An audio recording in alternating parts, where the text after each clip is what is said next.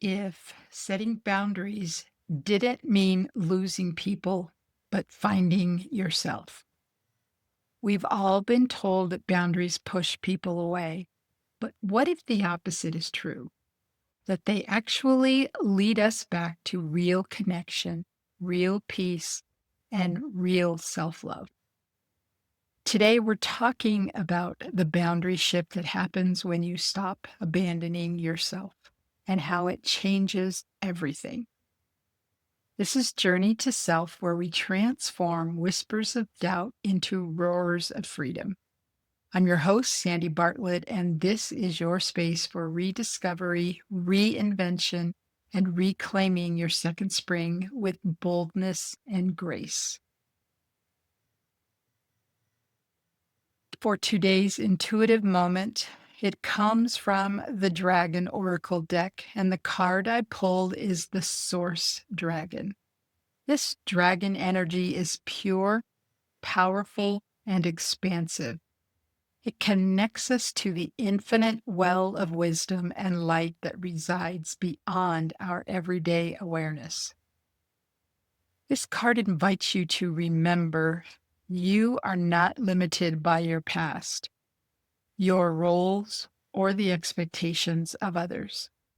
You are an infinite being, attuned to source energy itself.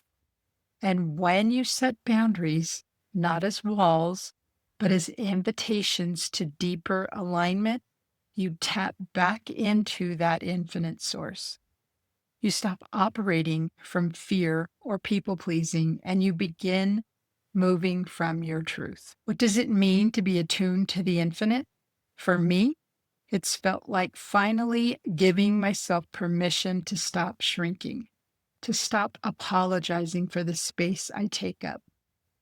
When we root into source, into that boundless well of divine wisdom, we realize we don't need anyone's approval to honor ourselves. Let this dragon be your guide today as we explore the ways boundaries don't shut people out. They call your truest self back in. I used to think setting boundaries meant conflict. I thought it meant drama, distance, maybe even loss. So for years, I didn't speak up. I said yes to everything. I contorted myself to keep the peace. And then I realized I was the one disappearing. In trying to protect the relationships around me, I lost the most important one of all, the relationship I had with myself. It wasn't until I started doing this work, first for myself and now with clients, that I truly understood. Boundaries aren't a rejection of others, they're a return to self. And something beautiful happens when you begin showing up in your truth. The people who can meet you there will rise with you.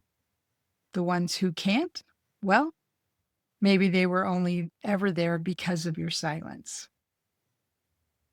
If this episode has you nodding and whispering, that's me, I want to invite you to join my membership community, Journey to Self, the Awakening. Inside, we have monthly calls, transformational tools, and a circle of women learning to set boundaries with love and lead their lives with truth. You don't have to figure this out alone. The link is in the show notes, and I'd love to see you inside. Let's pause for a moment and ask, where have I been abandoning myself to stay in connection with others? Think about a relationship, past or present, where you minimized your needs, held your tongue, or tolerated something just to keep things smooth. Now ask yourself, what would honoring myself look like here? Write it down, speak it out loud, feel the truth of it. Here's this week's quote from boundaries expert Nedra Glover Tawwab.